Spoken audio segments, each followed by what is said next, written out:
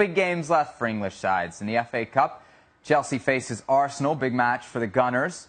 Manchester United against Ajax in the Europa League. Which team needs the victory more?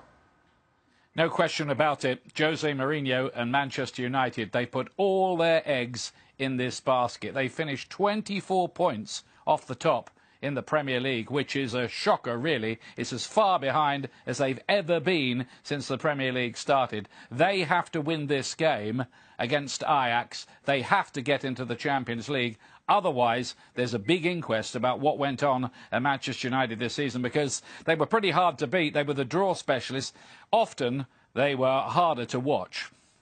Stevie, you agree? Manchester United needs it more? No, I'm going to go the other way. Yeah. Because if you look at the two managers, regardless of what happens to Manchester United against Ajax, Mourinho isn't going anywhere. Nobody's going to be asking for his head if they lose to Ajax. There'll be a few unhappy faces and a few grunts and groans, but nobody's going to be asking for him to go. If Wenger gets a big loss in the FA Cup, it'll just pile on him. So for me, this is more important that Arsenal win for Wenger. Otherwise, I think he's the one under more pressure. I think there's people that have been asking for Wenger to go for a long time now, so this would only add fuel to the fire. What I would say is that when you think and put into perspective the amount of points that Manchester United was behind Chelsea, and Ian just mentioned 24 points. So Chelsea could lose 7 matches in a row and still be ahead of Manchester United. That in itself gives you a sense of how average Manchester United were this year. And if indeed you're going to put everything into this Europa League final, and all the rhetoric and all the storyline that Jose Mourinho has created is that this is the game that you are going after, and you come up short in this game, that is an incredible failure by Manchester United, Jose Mourinho, and his planning of what the season should look like. I have no doubts that this is Manchester United's biggest game of the season. It's their biggest game for quite a few years now. And I say that because of this whole mindset of rebuilding. You look at financially, they are still the strongest club in England and one of the strongest in Europe. And you know that that's going to stop. There's going to stop being the investment. There's going to be the advertisers are going to stop coming. If they can't put themselves back in that premier competition, which is the Champions League. So for me, this is about, if they're going to add players, which they definitely need for next year, they need to be in Champions League.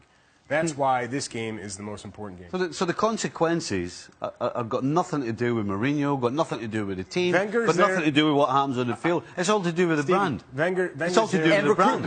Antoine Griezmann said 6 out of 10 he'll go to Manchester United, but if they're not in Champions League, he's not going, right? Yeah. Why would you? I tell you what, 300 grand a week, that'll send them to Manchester United. Never mind no Champions League. Really? Money talks. Hey, money talks. I just find that Manchester United should be in a position where it is about them winning this Europa League. If they don't, you got to be kidding me. Drags you to every single game? I don't know.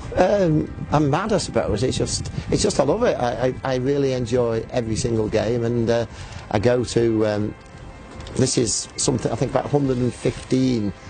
I've got a record at home because I put all the scores and scorers on my computer. I think it's 115 games this season, so it's going to be just slightly over 120 games, and that's just United, just the first team. Reserve stroke, under 23s and youth stroke, under 18, whatever format they're playing. If they're playing a go. You're well known amongst United fans for carrying the banner One Love, which tells of your love for a football team. But you've got more than one love, haven't you, in your life? Well, I've got a wife and she doesn't like the One Love flag that I've got because it says One Love on it. I've had it in Japan, Hong Kong, China.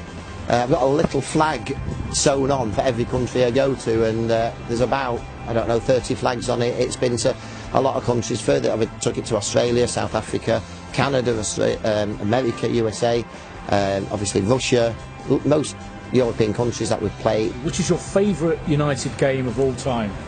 A game at Old Trafford that we won. It was 1983. We played Barcelona away in the Cup Winners' Cup quarter-final, and Maradona was playing for Barcelona. They were a great team, and we absolutely got battered 2-0. We were lucky to get the nil. We brought them back to Old Trafford for the return leg, and I've never seen before or after an atmosphere like it. Robson got 2, Stapleton got the winner.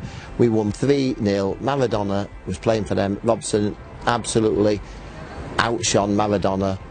You know, it was the game. Everybody invaded the pitch afterwards. Brian Robson was carried off shoulder high. It was just one of those games that it was just absolutely... You know, before the game, everybody was up fit players. I don't know how. You know, it wasn't like the internet in those days. And it was an absolutely brilliant game. The atmosphere, the performance, and we absolutely battered them. At the end of it all, has it been worth it? Yes, every day. I really love it. There's nothing I like more. You know, we've gone through the good times, we've gone through the bad times. We've had the good times with the Doherty, we've had bad times with, say, Dave Sexton, we've had the good times with Ferguson, we've had the bad times with Moyes. It comes and it goes. As Owen's already said, they're a brilliantly talented young squad. And Davy Klassen is their captain, and he's probably a standout star, if you'd call him that. But they're not really a team of stars either. They're a team of hard-working, talented youngsters in the mould of a traditional sort of Ajax side, really. Yeah, and it's great to see that Ajax have always been renowned for bringing the young players into the first team, giving them the opportunity to go and establish themselves and become stars. We saw it years ago with the Kluiverts, the Seedorfs, etc. And they're talking about these guys maybe not being that level, but they've had the opportunity and they're playing. And they're now in a European Europa Cup final. As young players, the first finish, the little dink over the goalkeeper, beautiful finish, but young guys doing this on the big stage, it's great to see, but it's great to see the contrast in the two squads as well. One, a real young, dynamic squad, not lacking in experience, and this Manchester United team, experienced, huge money paid for a lot of the players. It's a mouth-watering final. How old were you when you won your first Champions League at Bayern? 20, I think, 20. And in those kind of games, do you have any fear at all? No. It was some of the best games you ever played, because you literally just played on pure adrenaline. And I think for those young players there, because you've never really failed before, you actually go into the game with a different mindset, because you have a point to prove. You want to get your name out there. For the players, the experienced ones, you saw today, you know, sometimes you start thinking about the game and thinking what's happening, thinking, are you ever going to get another opportunity? But you got to remember, Owen went into a team with bags of experience in there, who could help guide him through. If there was a moment in the game when Owen wasn't sure, maybe, he could look somewhere else and say, and there'll be experience on his right and on his left. Whereas these guys, they're going to be looking at each other for answers, and the other person will be looking back at them for the answer as well. So it's a bit, because they're all young. So it's different. If they're going to come into a 5, 10, 15 minute spell in that game where they've got to dig deep and really draw on something other than experience, it's going to be difficult times, and then you see how they react. And then it's just all about, on that day, which way do they turn? Do they sink or do they swim? And obviously, you were 17 or whatever when you scored that goal against Argentina. Super impressive. And I was there. Of course you were. You were the experience. I was watching. On the bench. Talking of young talent, we need to remember that Marcus Rashford is very likely to start for Manchester United in a major European final. February 2016, he played his first game for the first team. That's like 14, 15 months ago. That is a remarkable turnaround. And you know, he wasn't born when I saw the goal, to make it sound... It's amazing. Oh, don't say that. And I do agree that, especially with Owen, when you say about fearless, you know, when you're going out and you've not failed at all, like he hasn't, you know, he's motored through the youth ranks.